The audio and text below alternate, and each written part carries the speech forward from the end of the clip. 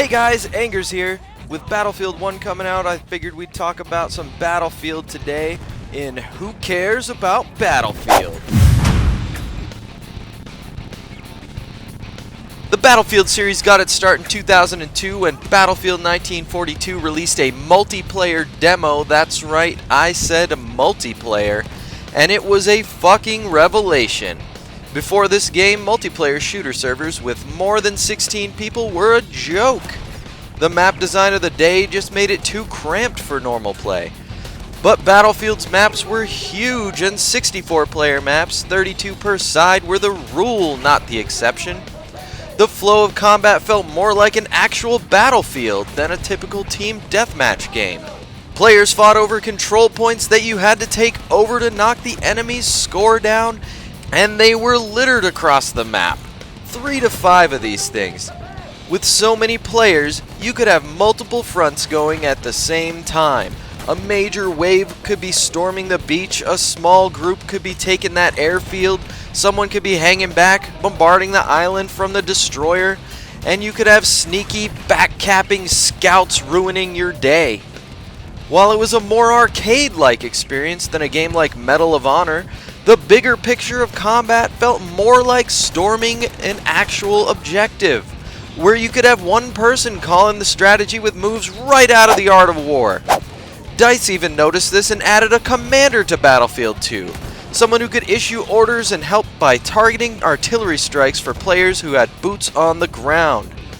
While the commander didn't make it into the rest of the series, it did indicate that DICE saw that they were something different. The Battlefield series has been a big part of my gaming life. However, we need only look back to 2015's Battlefront to see why we might want to temper our excitement. Battlefront was all shine and no depth, nothing to keep players continuously coming back, which is a problem in basically a multiplayer-only game. Could Battlefield 1 be a similar situation? Well, maybe not. The single-player campaign alone may be worth the price of entry, as it is the most fully realized of the Battlefield series, barring any of the Bad Company games. I do have some criticisms of it though. Each individual vignette focuses on one area of the war and allows you to see it from the perspective of a different fictional character.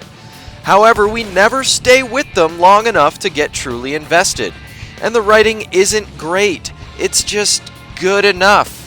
On the surface, it seems as though we're getting a glimpse of what World War I might have been like until you start noticing the AI.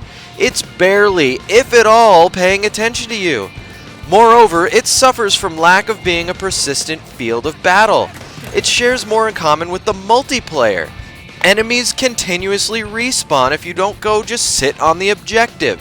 This leaves for really only one playstyle. Other than that, I do think the campaign is fun and engaging enough to be worth a playthrough, and hopefully some additional DLCs in the future that will hopefully have the emotional impact I think DICE was looking for. Multiplayer, on the other hand, is where Battlefield always shines. It is exactly what you would expect from a Battlefield game. I've seen some mentions of the older World War I style tech changing up how you might actually play the game, but I haven't experienced that myself. The biggest difference might be the lack of RPGs on the ground and the missiles in the air, but regular gunplay doesn't seem slower in any way. If you're a Battlefield fan, you're gonna be pleased, but there's nothing so different here that anyone will want to just try it because it's World War I. It is good though, so if you're someone who's been wanting to try out the series, this might be a place to start. So, who cares about Battlefield 1? Let us know in the comments. Angers out.